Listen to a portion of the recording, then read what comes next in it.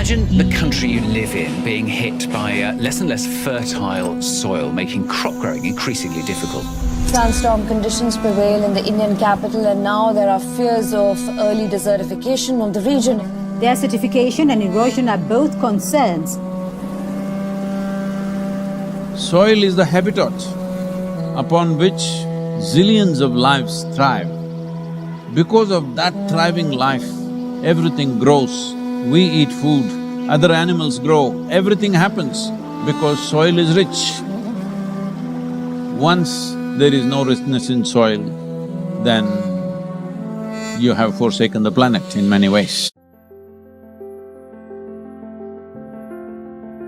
We talk of carbon, we talk of emissions, we talk of pollution at various levels. Before all that, we need to address the most important concern, because there is a misunderstanding in the world. There is a campaign to project civic issues as environmental issues.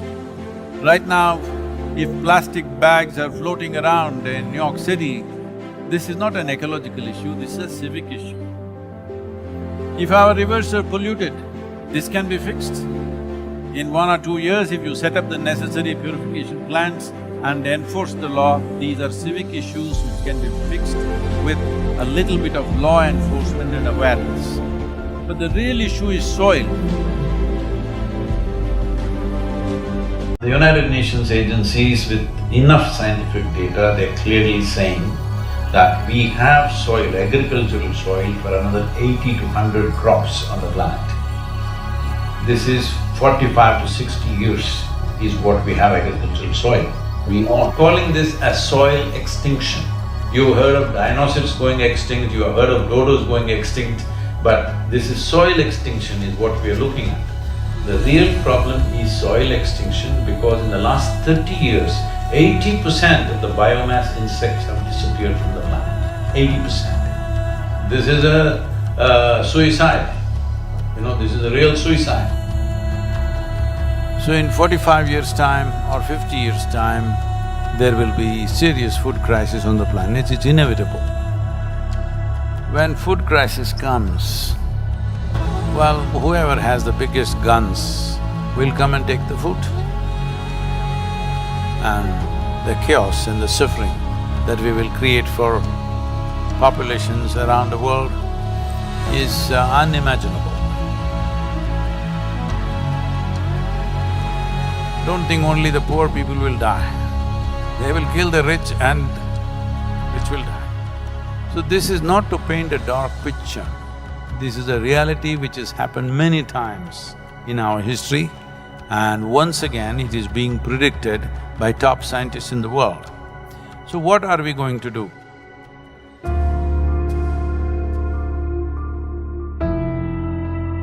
Why is soil going away? Where is it going away? See, what is sand becomes soil if you add organic content to it. What is soil becomes sand if you take away all the organic content from it. If you go into a rainforest, the organic content in the soil will be over 70%. In normal agricultural soil, the minimum organic content that has to be there to call soil soil is 3 to 6%. 3% is the most minimum. But today, for example, in India, 62% of India's soil, the organic content is 0.5% or below that. So literally we are on the verge of desertification. This is across the world, this is not in one country. In United States, the way the land has been used in terms of herbicides, weedicides, pesticides, well, we need to understand nearly 82 to 86% of biodiversity is within the first 12 inches of topsoil. When we plow with machines, like tractors plow to a depth of 9 to 12 inches and leave it open, this means we are destroying the biodiversity completely.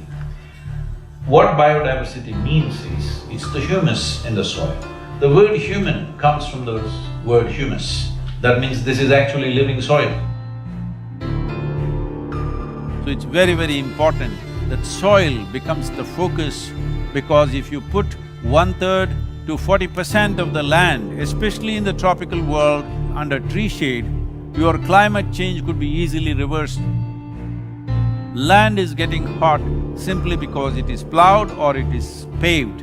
Land has to go under vegetation, whatever kind, natural grasses, bushes, trees, whatever, because all these are serving the ecological activity. And we must also understand soil is a very significant carbon sink. And soil is the largest water soak on the planet. And soil is the basis of all life. This 36 to 39 inches of topsoil on average around the planet is the basis of 87% of life on this planet. To keep the biodiversity alive is the most important thing that we need to do right now. Unless we start now, this will not happen. As a part of this, we are unfolding a movement called Conscious Planet to bring maximum number of people. Right now, it looks like climate change, ecology, all these are playground for the rich and elite. No, this must change. Individual human beings should become conscious about the danger that we are facing. Ecological issues must become election issues, and political parties must give significance to ecological issues in their manifestos. Governments must be elected for their concern for ecological issues. This needs to happen.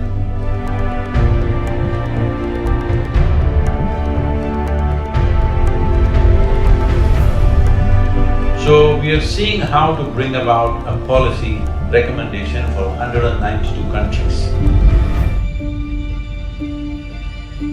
The rally is starting on 21st of March, which is the equinox day in London.